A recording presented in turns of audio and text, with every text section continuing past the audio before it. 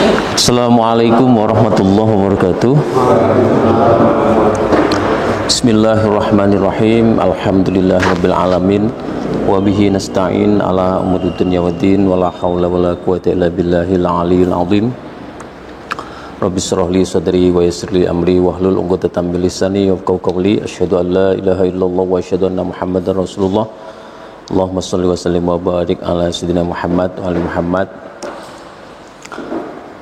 Bapak Ibu sekalian, rekan pemuda yang dirahmati Allah, kita wajib bersyukur kepada Allah masih diberi waktu, diberi kesehatan untuk bisa mengkaji firman-firman-Nya.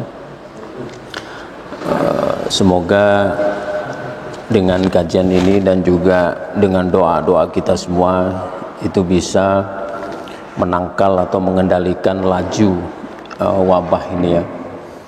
Tetap kita berharap kepada Allah. Salah satu obat penangkal itu adalah doa-doa kita semua. Dan jangan lupa untuk tetap mengirimkan salawat Allahumma sholli ala sayyidina Muhammad wa ali Muhammad kepada junjungan kita Nabi Muhammad sallallahu alaihi wasallam. Semoga dengan faedah salawat itu sekali lagi dapat mengendalikan laju wabah yang sedang menimpa kita kali ini. Bapak Ibu yang dirahmati Allah, kita masuk ke surat Al-Baqarah ayat 96. Jadi kemarin itu 9495, sekarang 96. Ya. A'udzu billahi minasyaitonir rajim. Bismillahirrahmanirrahim. وَلَتَجِدَنَّهُمْ أَحْرَصَ النَّاسِ عَلَى حَيَاةٍ وَمِنَ الَّذِينَ أَشْرَكُوا يَوَدُّ أَحَدُهُمْ لَوْ يُعَمَّرُ أَلْفَ سَنَةٍ وَمَا هُوَ بِمُزَحْزِحِهِ مِنَ الْعَذَابِ أَن يُعَمَّرَ وَاللَّهُ بَصِيرٌ بِمَا يَعْمَلُونَ. Wala tajidannahum, sungguh kalian akan menemukan ya akhrasan nasi ya, jadi ada orang-orang, ada manusia yang tamak ya, loba. Akhrasoni awalnya keinginan, terlalu banyak keinginan ya, ala hayah, terhadap kehidupan, maksudnya di situ terhadap keduniaan. Wa minal ladzina asyraku ya, ketamakan loba mereka itu terhadap keduniaan itu melebihi dari tamakan orang-orang syirik, asyraku. Yawaddu ahaduhum, di antara mereka itu menginginkan lau yu'ammaru alfasanah, agar atau seandainya yu'ammar, diberi umur alfasanah, 1000 tahun. Wa ma huwa, akan tetapi tidaklah dia itu kembali kepada umur yang 1000 tahun tadi itu, bimuzahzihihi, dapat menghindarkan ya, atau mengelakkan minal adzabi ayyu ammar, dari azab Allah. Jadi meskipun dengan umur yang 1000 tahun itu, umur 1000 tahun itu tidak bisa menghindarkan manusia dari azab Allah ya. Wallahu basirum bima ya'malun, dan Allah itu maha melihat apa-apa yang mereka kerjakan, yang dikerjakan oleh hamba-hambanya, termasuk juga yang dikerjakan oleh orang-orang yang menginginkan 1000 tahun. Jadi di dalam ayat ini kalau kita coba hubungkan secara teks saja, salah satu ciri orang yang tamak dan loba itu adalah ingin umurnya panjang ya. Jadi ingin 1000 tahun ya. Tapi 1000 tahun di sini bisa bermakna teks, bisa bermakna kiasan gitu. Kalau dia bermakna teks, memang ada orang yang ingin hidup 1000 tahun ya. Tapi kalau dia bermakna kiasan, ada orang-orang yang memang ingin hidup terus. Ya, kenapa keinginan ingin hidup terus itu? Karena dia dari awalnya sudah tergolong orang-orang yang tamak atau loba. Ya. Ya, jadi ingat dua hadis terkait tamak dan loba ini. Terjemahnya begini: andaikan anak Adam itu diberi satu lembah, maka dia akan cenderung menginginkan dua lembah. Ya. Andaikan anak Adam itu diberi 3 lembah, maka dia akan cenderung kepada 4 lembah dan sebagainya. Lembah di sini itu ya keduniaan, kebun kayak atau area atau apa. Jadi kalau dia diberi harta yang sedikit, dia ingin cenderung kepada yang banyak. Ketika diberi banyak, dia akan cenderung lebih banyak lagi. Itu ciri-ciri loba atau tamak. Ada hadis lain itu yang mengatakan 2 serigala dilepas di tengah-tengah domba itu tidak lebih bahaya daripada seorang yang tamak di dalam kehidupannya. Jadi kalau serigala dilepas di kawanan domba, paling yang dimakan cuma 1, kenyang dia diam. Tapi kalau manusia meskipun seorang, nah itu dia. Ya, kita kan sudah banyak baca berita ya, yang ditangkap-tangkap itu kan 1 orang itu. Tapi sekali dia mengambil triliunan, yang menjadi korbannya adalah ribuan orang, ya, bahkan jutaan orang. Nah itu tamak seperti itu. Nah di dalam ayat ini Allah mengingatkan, wala tajidannahum, kamu akan ketemu gitu ya. Ini kalau untuk kita semua, kalian akan ketemu di dalam kehidupan itu orang-orang yang memang kecintaannya kepada dunia itu melebihi kecintaannya kepada agama, kecintaannya kepada Allah dan Rasulnya, dan kecintaannya terhadap kebaikan gitu. Jadi alhamdulillah ya, pertama sekali kita sudah diingatkan harus tetap ada kontrol ya, meskipun kita cinta terhadap dunia ya, anak-anak kita membutuhkan harta dan sebagainya, tapi tetap harus ada kontrol. Ini nanti yang terjadi itu kan istri dan anak ya, termasuk suami dan anak itu adalah fitnah. Istri dan anak itu adalah fitnah kepada seorang suami. Suami dan anak itu adalah fitnah terhadap seorang istri. Dalam arti kalau tidak pandai-pandai untuk mengendalikan kecintaannya kepada pasangannya dan anaknya itu, maka itu akan menjerumuskan seseorang kepada perbuatan dosa. Kalau untuk anak apapun dikerjakan, tidak bisa gitu sekarang ya. Kalau untuk istri apapun dikerjakan, halal haram nomor 10, tidak bisa. Alhamdulillah kita masih diingatkan oleh Allah melalui surah Al-Baqarah ayat 96 ini. Meskipun kecintaan kita sangat dan terlalu kepada dunia, tapi insya Allah kita punya kendali. Ya sudah, kalau memang tidak tercapai, kalau memang itu bukan hak kita, ya mau diapakan lagi, kan seperti itu. Kecuali Allah memberikan rezeki.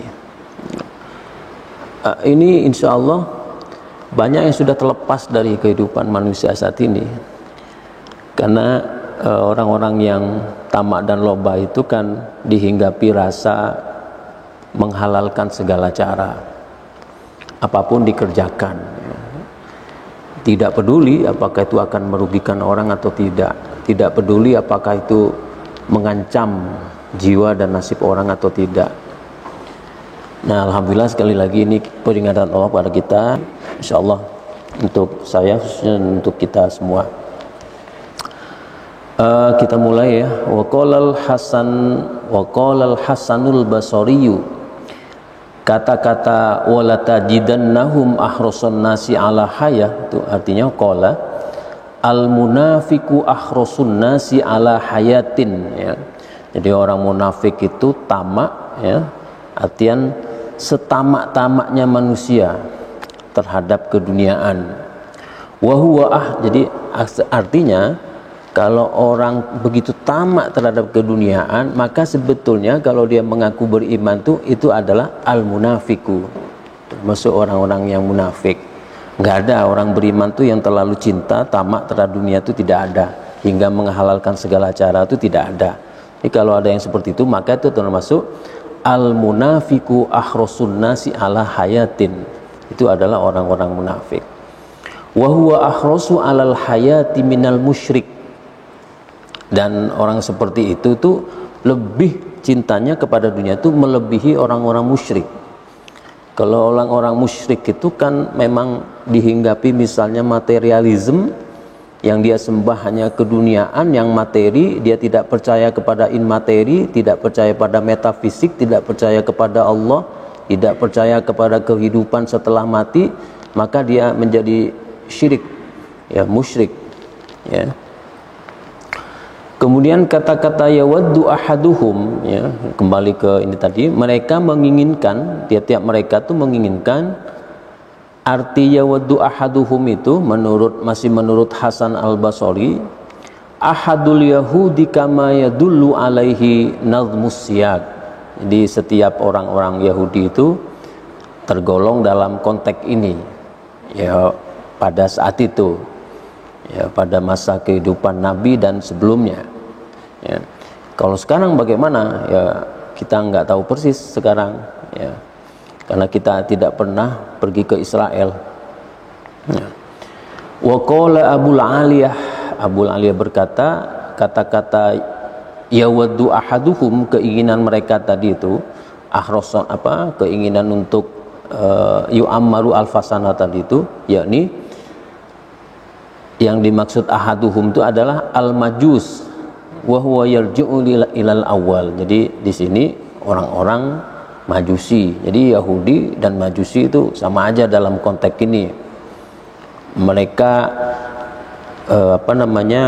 tergolong orang-orang yang akhroson nasinya itu melebihi orang-orang musyrik, ya. Ini kenapa kok bisa lari ke Yahudi dan Majusi ini? Apa konteksnya ini?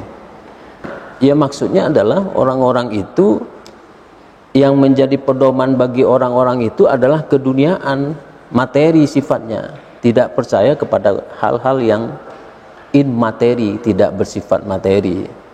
Contoh waktu itu Yahudi itu kan karena dia selalu ditolong oleh Allah melalui Musa, yang sifatnya yang nampak, misalnya laut dibelah, lapar dikasih manas salwa, panas dikasih perlindungan awan, kemudian apalagi waktu itu haus kasih 12 mata air. Jadi ternyata itu karena keingkaran mereka ternyata telah menyebabkan mereka menjadi orang-orang materialisme. Materialisme itu yang harus dipercaya, yang kelihatan itu.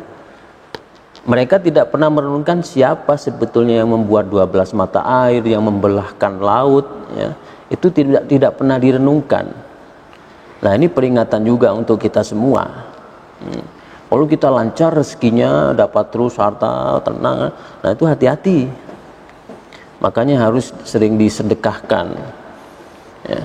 Karena di balik lancarnya harta itu ada tantangan, ada ancaman apa? Pikiran kita tawajuh terhadap materi keduniaan dan yang tampak itu sebetulnya yang berbahaya. Kemarin kan ada istidraj, ya, dilancarkan semuanya, tidak peduli dia munafik, dia ingkar apa, dilancarkan oleh Allah rezekinya. Nah, tapi itu istidraj di situ adalah penangguhan, diuji oleh Allah. Apakah nanti dengan lancarnya harta ini dia tetap ingat kepada Allah atau sebaliknya? Jadi istidraj, ditangguhkan, nah, gitu. Tapi ternyata ingkar terus menerus. Nah, jadi ini peringatannya untuk kita. Di balik kelancaran rezeki itu, kita makan tiap hari, minum tiap hari, kita bisa bayar biaya sekolah dan sebagainya, bisa untuk berobat dan sebagainya. Itu harus kita kembalikan bahwa itu semuanya dari Allah Subhanahu wa Ta'ala, ya.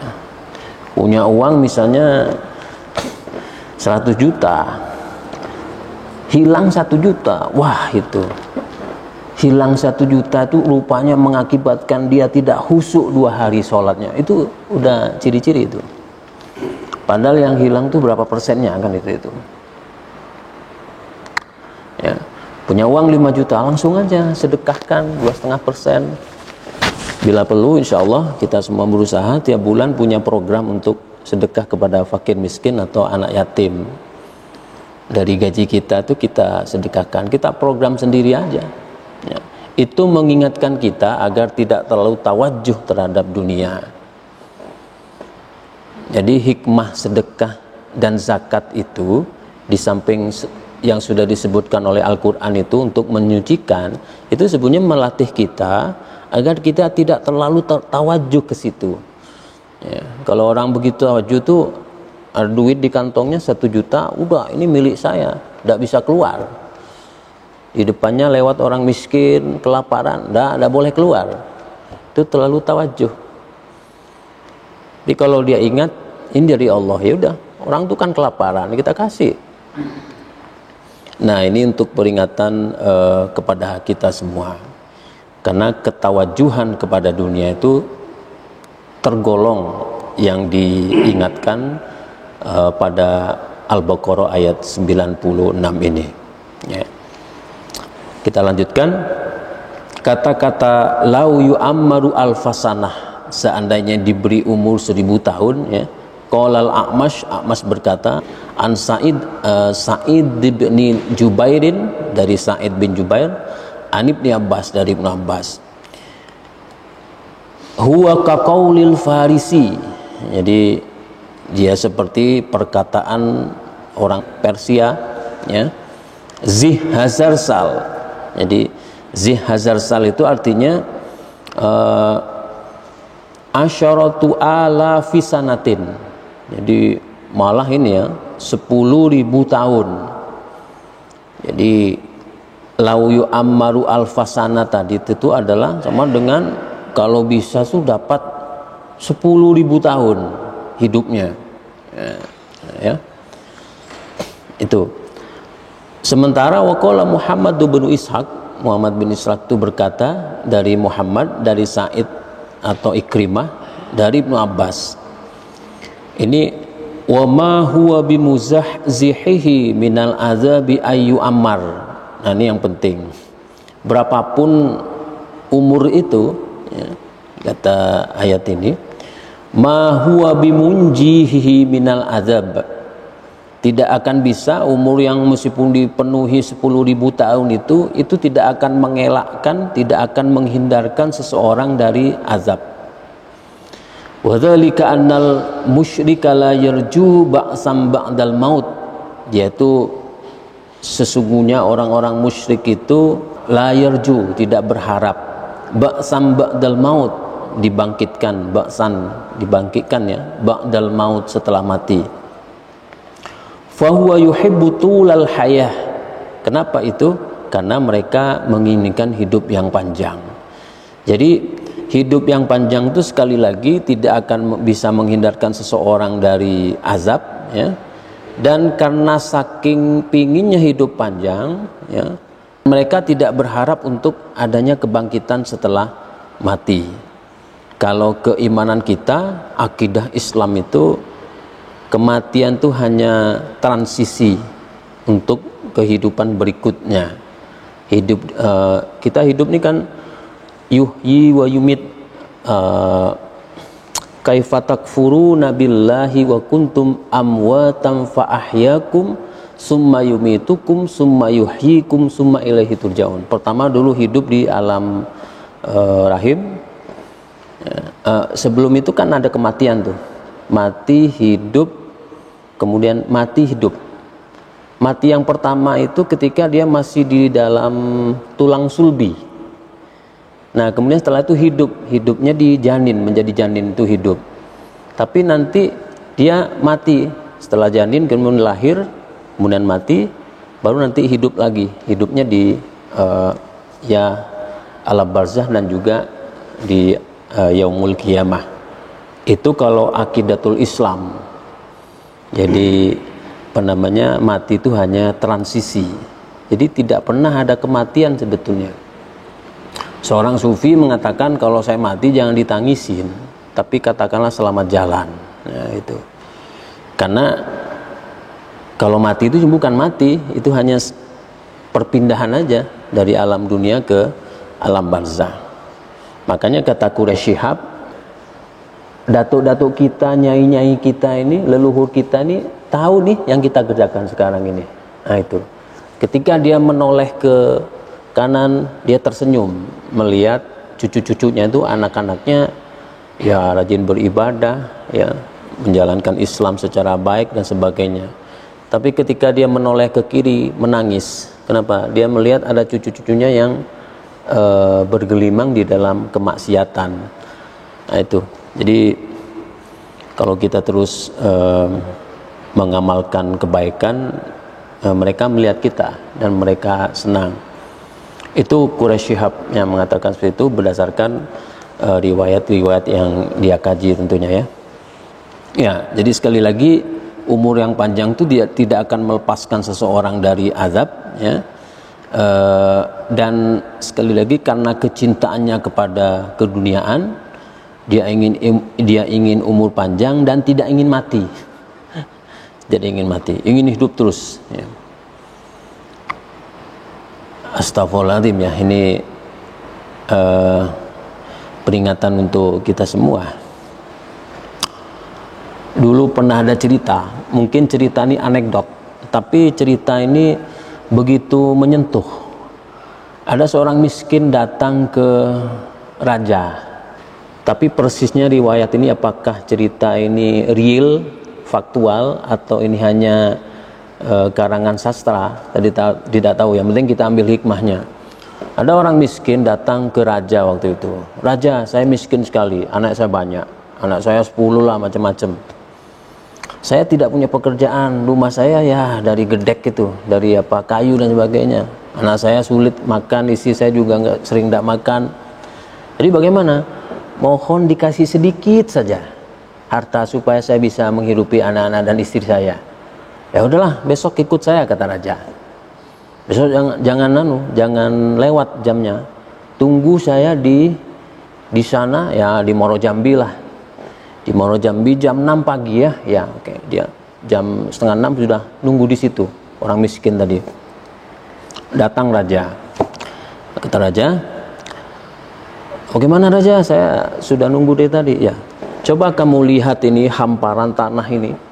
Hamparan sawit ini, hamparan pinang ini, hamparan getah ini, pohon getah.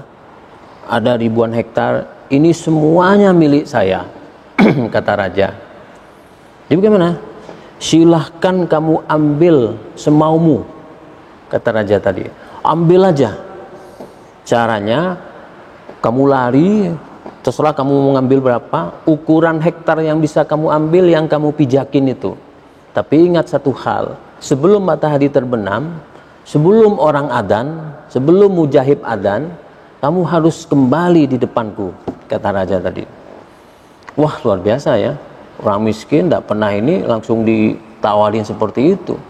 Dia lari dikit aja udah dapat 1 hektar itu ya. Mulai dia lari sampai jam 8 sudah dapat ya mungkin 10-an hektar dan sebagainya. Wah, masih pagi gitu ya. Lari dia menambah lagi, dapat puluhan hektar. Pas itu matahari udah di tengah, oh masih bisa, dan sudah dapat ratusan hektar. Lari lagi. Jam 2 matahari sudah mulai miring. Jam 3 cahaya matahari juga sudah mulai miring. Masih bisa, lari dia. Raja tadi menunggu. Jam 4, jam 5 sudah mulai merah. Dia masih menganggap. Jam setengah 6 dia baru ingat tuh bahwa tadi yang diminta raja itu sebelum jam matahari terbenam, sebelum orang adzan, dia harus kembali di depan raja itu. Teringat itu, langsung berbalik dia, berbalik lari. Ya, di sini kita lihat dia untuk sampai ke jam setengah 6 itu butuh berapa jam dia.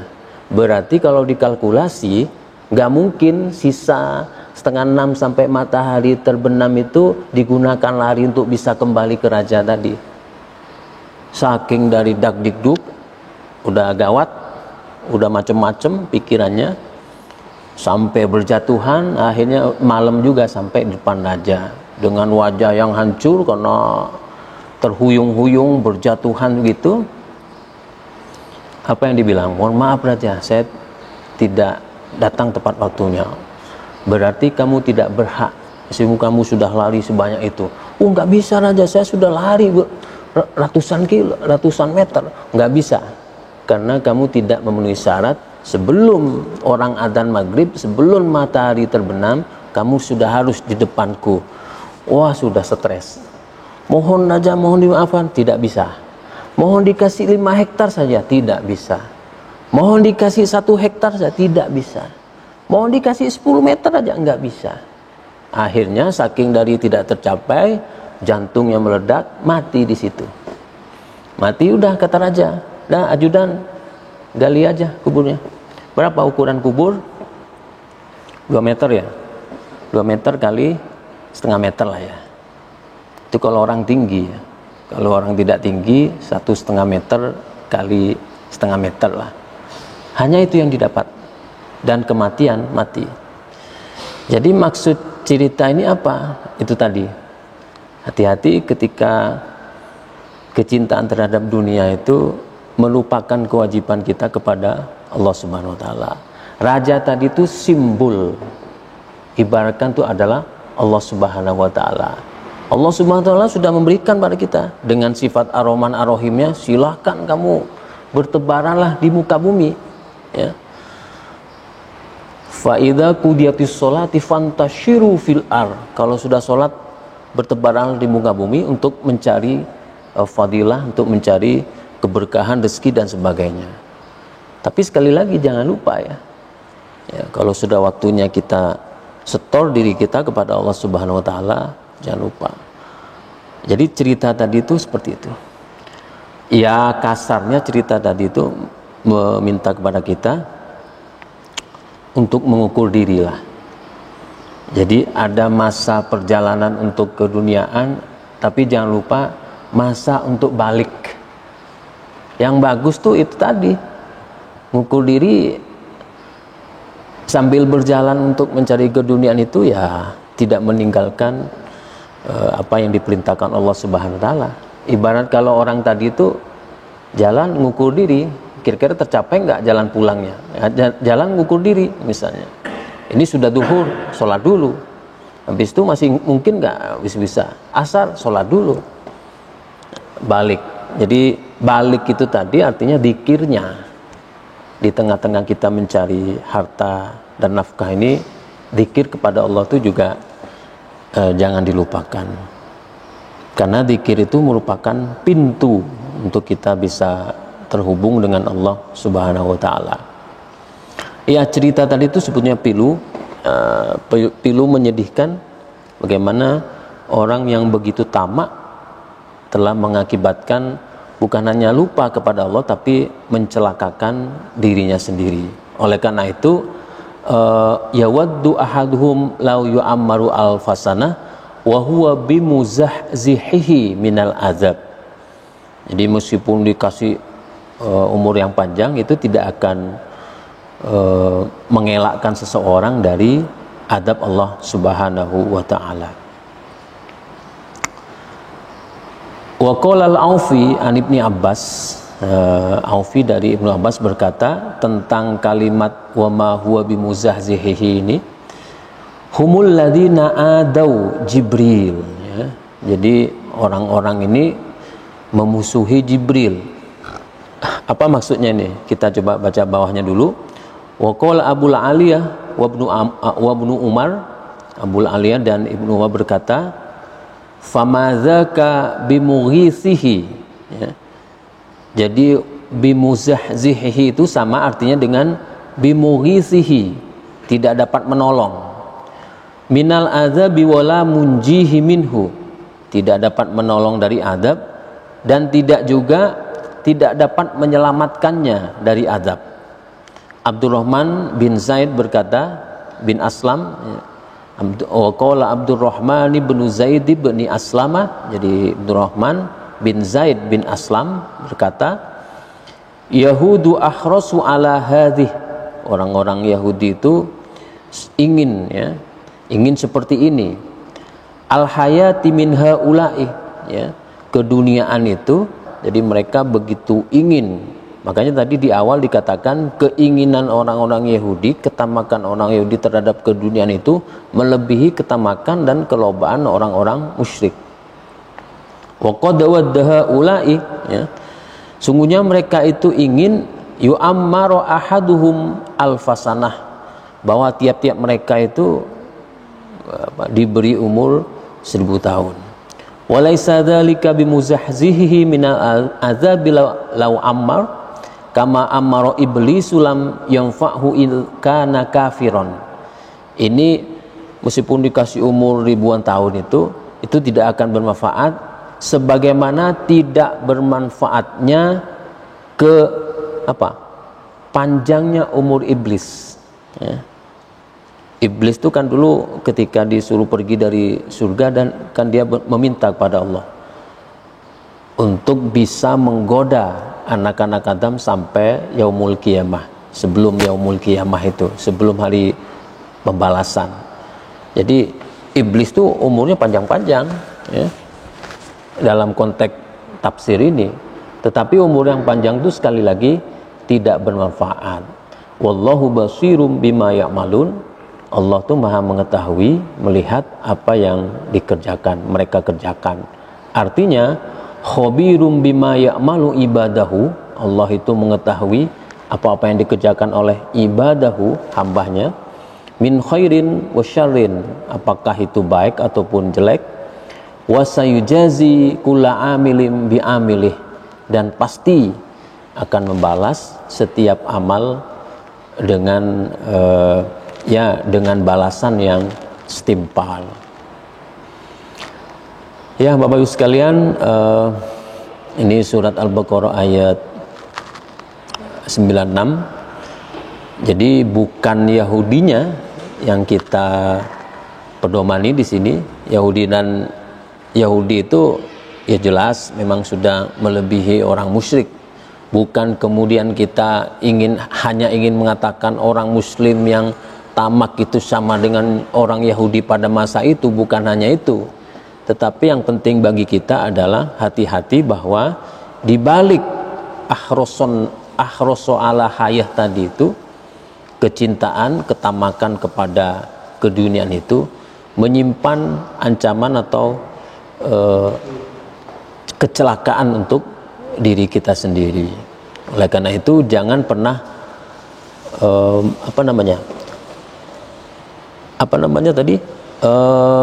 yawaddu ahaduhum lau yu'ammaru alfasanah. Tidak usahlah kita membayang-bayangkan, menginginkan kehidupan sampai 1000 bahkan 10.000 tahun, ya.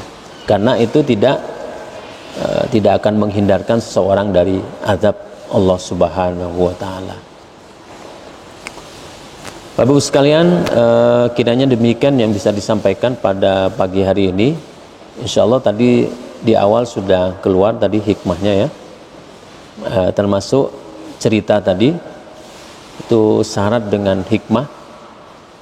Jadi pandai-pandailah kita untuk mengukur diri kita. Umur kita sudah 40, 45. Kalau kita standar Nabi Muhammad 63, di situ ukurannya. Kalau keimanan kita dari umur 0 sampai 45 seperti ini, nah kira-kira sisanya itu bisa enggak untuk memperbaiki keimanan itu. Itu yang harus diukur. Sekali lagi, kita wajib untuk membaca Al-Quran dengan memahami artinya. Jadi upayakan membaca Al-Quran itu dengan terjemahnya, supaya kita lebih merasuk, lebih mendapatkan pemahaman. Nah, untuk penambahan pemahamannya bisa membaca tafsir. Bagi yang tidak sempat baca tafsir, silakan mengikuti tafsir baik di masjid ini maupun di masjid lain, karena semua itu akan dimintai pertanggungjawabannya. Umur 0 sampai 45 tahun baru cuman bisa baca Quran, tidak bisa. Itu berat sekali itu. Jadi sisa ini mari kita kejar ketertinggalan ini untuk kembali kepada Al-Quran, membaca Al-Quran, memahami Al-Quran, ya. Dan jangan lupa, mereka yang cinta pada Al-Quran itu akan mendapatkan syafaat tersendiri dari Quran, ya, atas izin Allah Subhanahu wa ta'ala. Baik, kurang lebih saya minta maaf, itu yang bisa saya sampaikan pada pagi hari ini. Wabillahi taufiq wa hidayah. Wassalamualaikum warahmatullahi wabarakatuh.